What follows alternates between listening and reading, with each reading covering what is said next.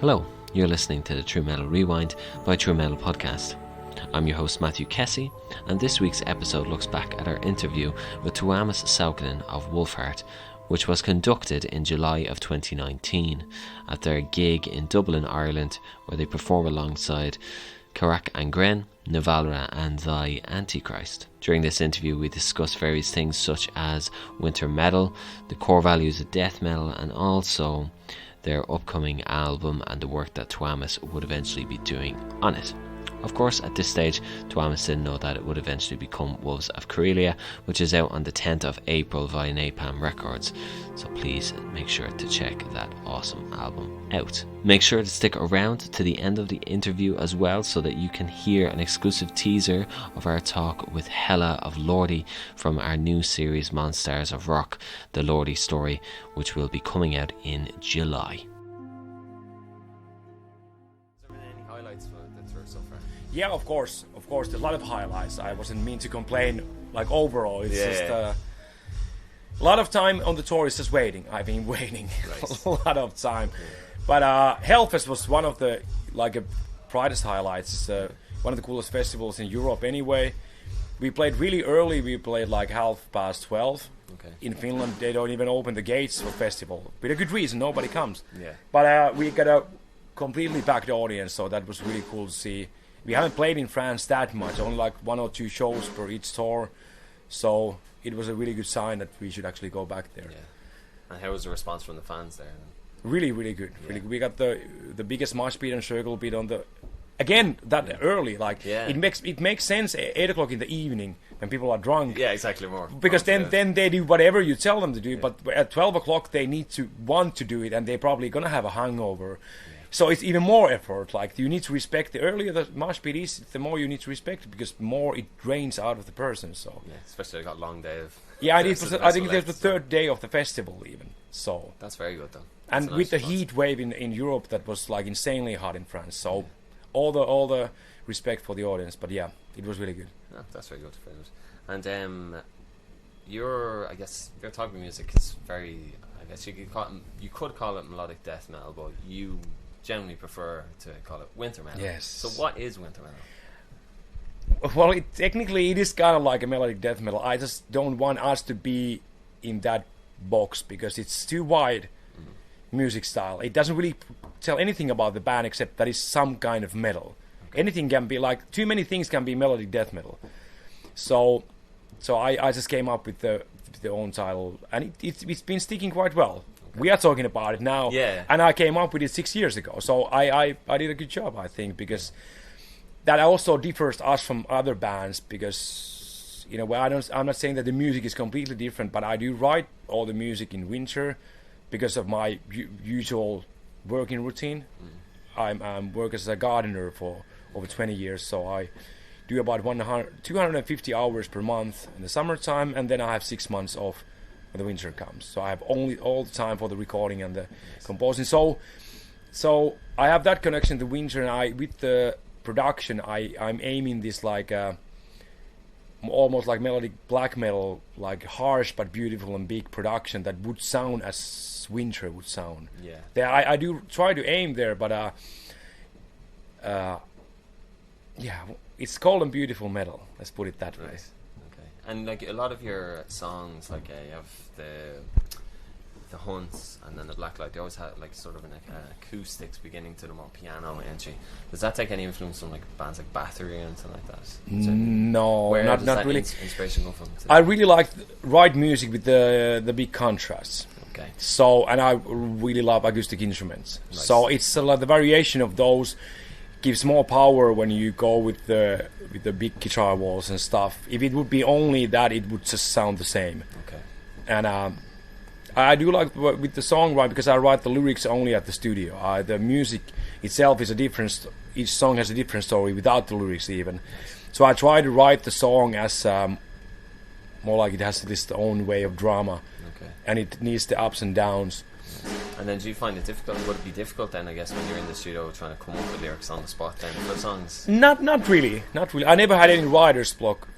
Nice. So, and I have the same system with every album, and next Wolfheart is going to be 19th album that I write. Yeah. is I have this weird system that when the song is ready, while I'm writing the song, I already have this like a visual image. It's like a movie poster, like a scene of a movie that song is gonna sound like. I'm kind of like writing a soundtrack for that visual image, and I have the image, of course, still when the song is done, and then I just write the lyrics based on what I see on the image. They are separated still, but I already have the picture in my head. Nice. If it's like a wintry landscape with the wolf running around a lake or something like that, but I already know what I'm gonna write about. I just need to find the words, but I don't need to come up with the lyrics. I just need to find the rhythmics and the right words, and which is a different when I do mostly like we have the growling vocals. It's more like a percussion. Okay. So I'm mainly focusing on the rhythmics and the syllables when I'm picking up the words to have the correct kind of like a rhythmics with the vocals. Yeah. Okay. And obviously you're from Finland, and obviously Finland's very rich history and tradition of heavy metal. But how is that scene still strong nowadays compared to what it would have been in the past in your days with like Children of Bodom and stuff like that? Is it still strong now? I would say it is even stronger. Right. Bodom is not that big that it used to be. Okay. But at the same time, Nightwish is bigger than ever. Amorphis is still growing, which is amazing since the band has been alive like 25 years. So a lot of the old bands are still like pushing to be bigger. Right. And especially Amorphis is releasing albums and albums, touring constantly, and everything goes bigger. Insomnium is growing now into the same level. Like, they're gonna be the next huge band probably from Finland. So, and of course, always when you have like big bands, they are dragging the smaller ones higher. They give inspiration and motivation for the smaller bands, so it keeps the underground also really active. Of course, it's challenging. We have lost all the indie labels basically from Finland, so the record industry doesn't really help for the Finnish bands to rise up from Finland. It's really far from the rest of the Europe, so it's not that easy. But I do keep on track of the Finnish metal scene quite closely. So there's constantly bands coming. Like one of the newcomers is called Blood Red Hourglass. That the album just came out. Yeah. That's quite nice. And so there are still bands that have been around for like 15 years and are able to album by album rise bigger in Europe and rise higher in Finnish rankings. So it shows that the scene is also healthy, that it can still push up smaller bands. Nice, okay. And then like obviously, I guess if outsiders from heavy metal, if they think of heavy metal, a lot of people would think of Lordi from the Eurovision or something like that from 2006. Would you ever consider entering Eurovision? No. It went kind of okay for them. They got a lot of publicity, but I think a little bit wrong way, because it was cool for them, but it also, with those costumes and stuff, it was kind of like a joke. It was an amusing thing for 99% of the people. Metal scene doesn't really handle this amusing thing that well, so I don't think it really did more than just a huge publicity for a short moment. Keep of Kalessin, the Norwegian band, tried the same thing, and they made this like power metal song instead of like having their original growling vocals. It didn't go too well. I think in metal scene, even it's really open and it's like this brotherhood and family thing, but it's quite close-minded when it comes to that kind of stuff. Like if you sell out yourself, metal scene doesn't look it that well. Like if you change your style, that is a different. But if you just go for the big fame, and in the worst case abandon your style a bit, like I think with Keep of Kalessin what happened, like you go directly to power metal from being a black metal just for one competition, I don't think is a good thing. No, but never. In the case of that band, you turn your back on your fans, or anyway. Which I think you have to be true to yourself as well, rather than changing stuff. Obviously, your latest album, Constellation of Blacklight, was released last year. So how has the reception been of the album since its release from fans and not just from critics? It's been really good. It's been really good, and what is really nice to see that it still has the lifespan going on. Usually these days it's like max 3 months and then the album dies. Of course the touring helps. We are doing a lot of groundwork with pushing the 140 shows to support the album. So there's a lot of places like tonight that we never played before. Probably there's gonna be people who never heard of us. So we still every night prove yourself. And hopefully grab new fans. The album is still selling on the gigs. So it's still alive. All the videos from the album are still gaining views. So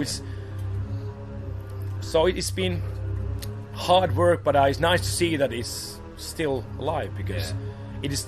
When I started releasing albums like 15 years ago, it was different. Yeah. Now it's like when the hype in the Facebook and YouTube goes, then it cuts like that. Yeah. It does completely, and then you wait for 1 year to get the next album and hope to make a little bit bigger wave. Yeah. The whole cycle is so short and brutal nowadays. So it's really nice to see that. That's very good. That's very good. And on the album, is there any track that stands out to you as your favorite? Breakwater. Okay. Is there any Because- particular reason? So much fun to play live. Okay. It's my favorite live song. Nice. And yeah, when you play that, like any song that you play more than 100 times, you will get to know that you actually like it, or Right. do you just play it because it's on the set list. But that is actually a song that I await in the set list. Like, still 2 more songs to go. Let's play this crappy song so I can get to play. So it's still exciting songs to play, and I wait to get to play it, and I really enjoy playing it. So That's very good. that's Cool. And what in the future is your dream goal for Wolfheart? Something that you want to achieve, and that if you were to achieve, you'd be happy. To be realistic, I would be really happy if things would keep on moving forward this space. That would be quite a big thing nowadays already. Right. It's the whole music business is in such a shitty situation. I used to have my own label till a few years ago, so I know exactly the situation. I know a little bit too well. I shouldn't know this well. It's not good to be a musician and know too much of the business side, because that can drag you down a bit. But if we can keep just going forward at this pace, that would be awesome, because that is not granted for nowadays. Okay. And if you could collaborate with anyone, from it doesn't even have to be metal, it has to be outside of metal, is there anyone that comes to mind? I would really much like to have a little bit smoother project with Gavin Harrison on the drums. Okay. And I could just play everything else at the studio. And probably at the mixing phase, I was just deleting my tracks and just have more space on his drums. That's what probably would happen. Being able to play bass on top of his drum tracks would be amazing. Okay, very good. And obviously you had a member leave the band there recently, back in June or May, I think it was. Yeah. Yeah. And then you got a replacement, obviously, for the tour from Vagilis from Rotting Christ. Yeah. What has it been like to play with him on this tour so far? Well, it was a tricky thing, because we had the situation with our guitar player. It was a year-long thing that we were monitoring that can we continue together. Yeah. It wasn't that we didn't want to play with him and he didn't want to play with us, but there was so much schedule issues that it was just too difficult. Okay. So which makes it even more frustrating, because we would like to play with him, he would like to play with us, but it just doesn't happen. Yeah. So and he was the first member I ever asked to do anything on Wolfheart. So I did the first album on my own, but I already asked him to do guest solos. So he was with the band before I even started thinking of the members. So to me, it was quite a big deal not to have him. Yeah. But and we have had 5 different session guys before Vangelis. Yeah.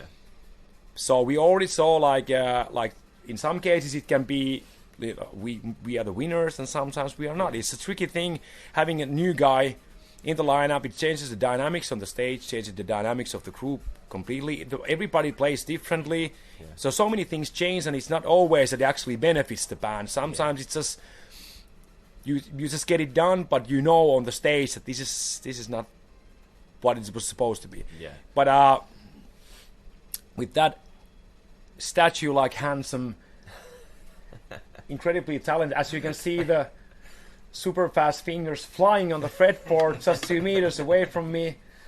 We were like insanely lucky to have him, not just as a musician, but the energy he brings on stage and the energy he brings like outside the stage. Yeah. You get this Greek energy and temper, and I did study his playing really well. I knew exactly how he's gonna play when we started talking about it, and I knew already that his playing style is the best match of Mika's playing style, which means that we're gonna be tighter together than I have been with other session guys, which is quite a big thing on the stage, because I get to listen to our playing like 45 minutes in a row, so I will notice if there is some struggle with the tightness.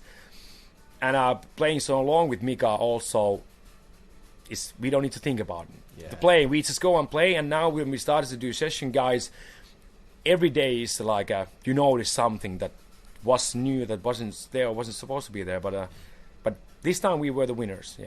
Okay, very good. And you have produced a lot of well, your first production outside of the band was Symmetry of the Void recently. So what is the differences between you producing your own music and producing another band's music? Not actually first. Nice. I don't know how many I've actually done. I've done quite many other bands also, right. but that's the latest one. Okay. And that was me just giving actually a helping hand, just helping at the final steps of the production, fixing the songs a little bit, making some videos, just to get them.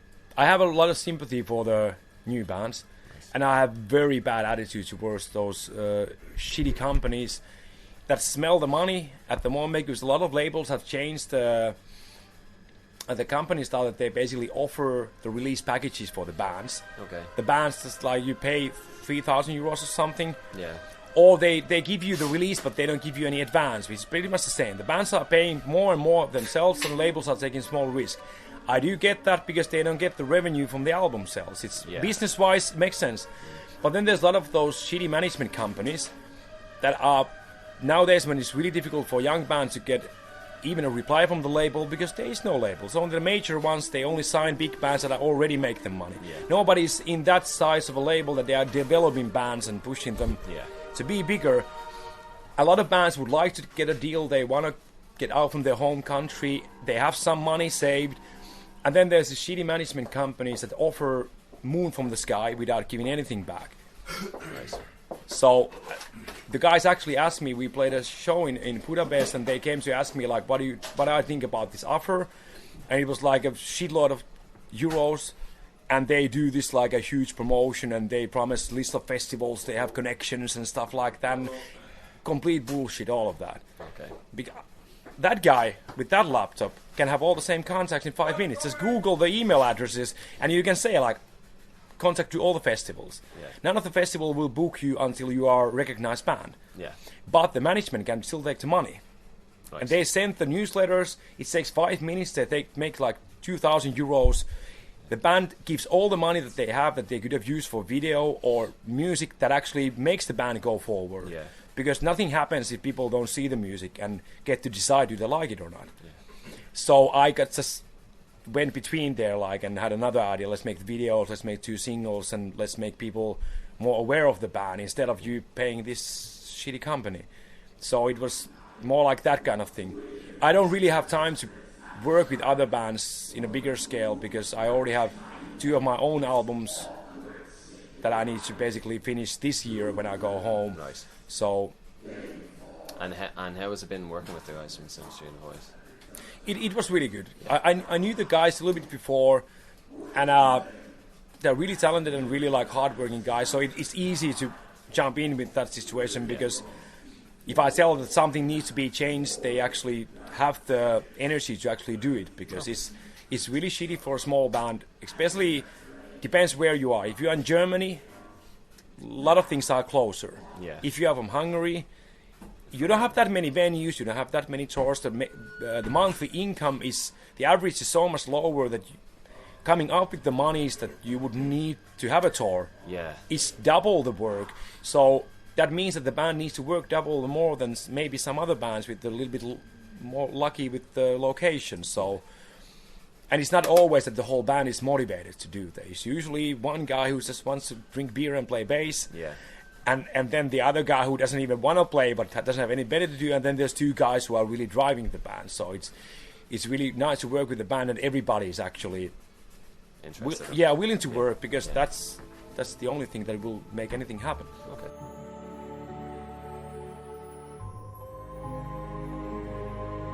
In July 2020, we'll be dropping our new series MonSTARS of Rock, the LORDI Story.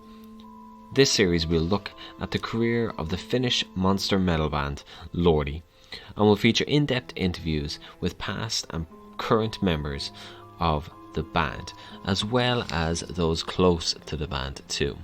So as a teaser for that series, this week we're going to play some of our interview with Hella, who is the current keyboardist of the band. And this little snippet is a brilliant insight into her own journey into music.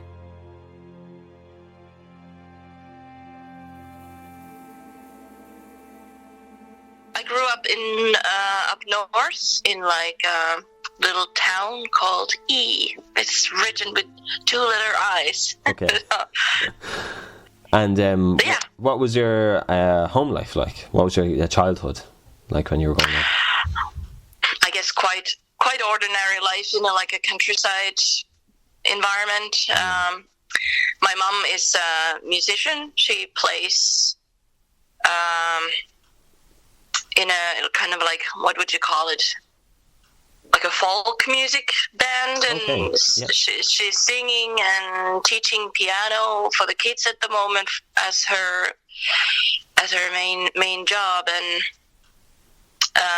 she's been like a preschool teacher for her whole life. So like teaching music for the kids has been what she's been mainly doing there as well. So yeah, I grew up surrounded with like playing different instruments in our living room with my mom. So right. Okay. that was a good phase, and how would you say, like inspiration to want to learn to play instruments. And my mom really pushed me to play violin, but I was very determined that I want to play piano. So yeah. I was about 4 maybe when I started then piano lessons.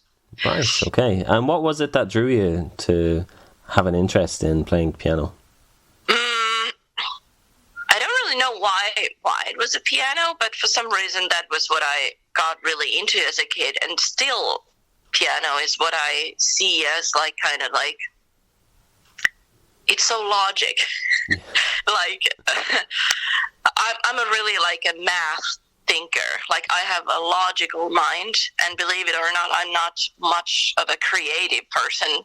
Right. I'm like, it's what is it about music is that I really get kicks out of its like logical side. Like you see, like I learned to play piano through like classical style of teaching music, like these very classic piano notes that you learn as a kid, and you start from the theory, reading notes and rhythms and that kind of stuff, and all that. When you see like those black balls on a paper, and you have to know how to make that as a music.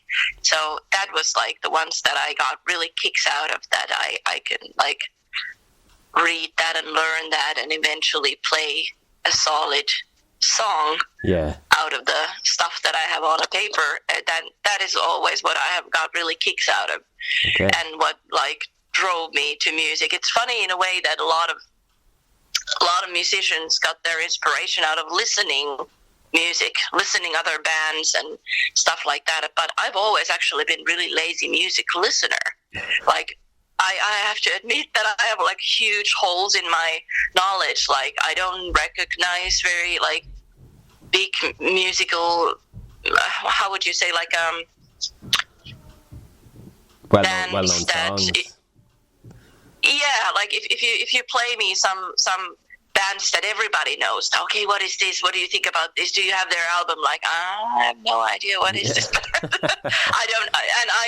never been really like a fan of kind of anything. So I don't. Okay. There's no like bands that I know all the members and the history or whatever. I have like a few. Okay. That I've really like.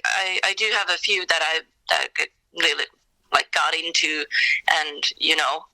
Yeah. But I don't know like a large range of bands and their history and their music and their production and that kind of stuff. Yeah. Even those bands that everybody knows. If you play me Dream Theater and Tool and whatever, these kind of like, you know, I have no idea. I don't probably even recognize their songs. So, but yeah, I have always got like, how I've ended up becoming a musician is that I really get kicks out of like just playing, figuring out the notes and stuff. That's been my bigger inspiration. And my mom, she's my biggest influence. Yeah.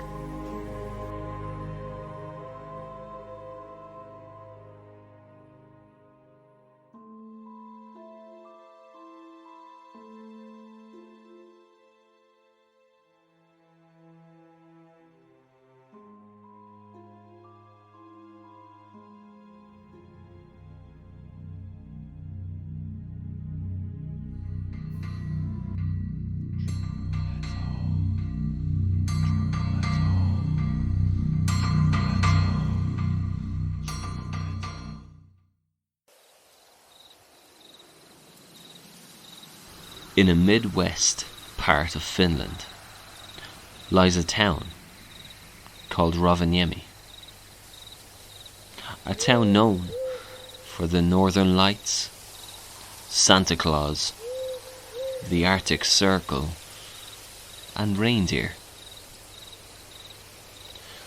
But little would people know that during a night in 1992, an 18-year-old boy was asleep, dreaming. He envisioned a skeleton, a ghastly one, on stage, dressed in leather with a top hat, and he was playing guitar to a deafening crowd. This dream would change the boy's life, the way people looked at Rovaniemi, Finland, and also heavy metal as we know it. By creating monsters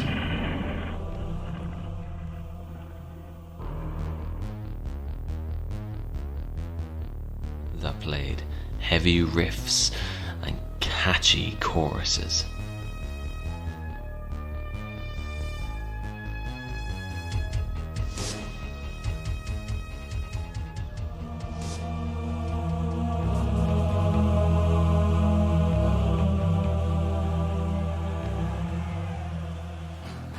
A legend was born.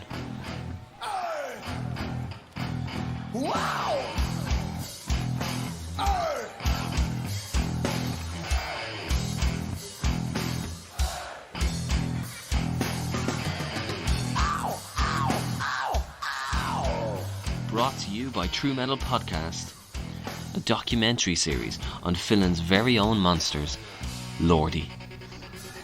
Would you love a monster man? Could you understand beauty of the beast? Fire at will!